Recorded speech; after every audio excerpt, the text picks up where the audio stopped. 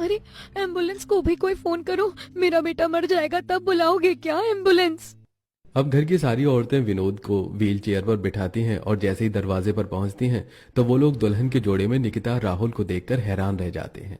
माँ जी, मुझे तो कहते हुए शर्म आ रही है। यहाँ पापा जी को हार्ट अटैक आया है और देवर जी शादी रचा कर आ गए हैं, इसीलिए कि हमारा फोन नहीं उठा रहे थे। माँ जी, ये लड़की तो हमारे घर के लिए बड़ी मनहूस है। देखिए ना, कदम रखते ही पापा जी की तबीयत खराब हो गई और आप इस लड़की को अपने घर की बहू मानने के लिए राजी हो रही थी। माँ, भाभी बिल्कुल सही कह रही हैं। इस गरीब अपशगुनी को मैं अपनी भाभी कभी नहीं मान सकती। अरे इस मनहूस के बारे में बाद में बात करना राहुल। अमित, तेरे पिताजी को हार्ट अटैक आया है, पहले तू मेरे बेटे को हॉस्पिटल लेकर के चल। अब जल्दी से अमित और राहुल अपनी माँ दादी के साथ मिलकर विनोद को अपनी कार में बैठाते हैं और अस्पताल के लिए चले जाते हैं। कोई भी निकिता का गृह प्रवेश नहीं करवाता और तीनों नंद भाभी अपने कमरे में चले जाते हैं।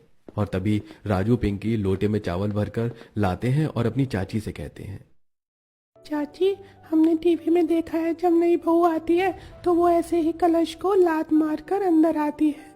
दादू की तबीयत खराब है इसलिए घर में कोई नहीं है और माँ आपको पसंद नहीं करती, पर आप हमें बहुत पसंद हो, इसलिए आप अंदर आ जाओ।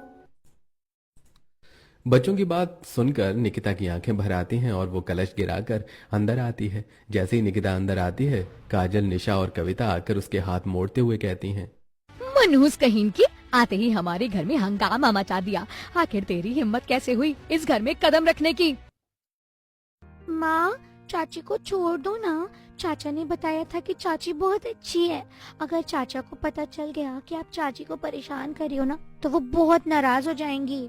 हाँ भाभी, छोड़ो ना इस मनहूस को। इसके लिए राहुल भैया बगावत पर आ जाएंगे, पूरा घर सर पे उठा लेंगे।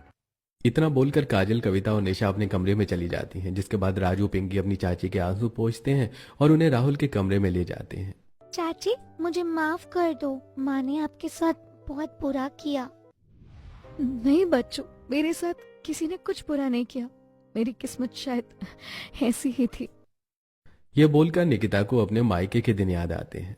अरे देखो जरा इस विधवा को, बेटी के होते ही पति मर गया, पर फिर भी इस बेटी को कैसे पाल पोस रही है।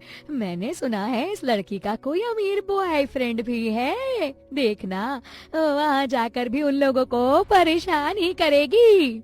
ये सब सोचते हुए निकिता बच्चों की तरफ देखती है। जब घर में कोई नहीं होता तो राजू और पिंकी ही निकिता के साथ होते हैं।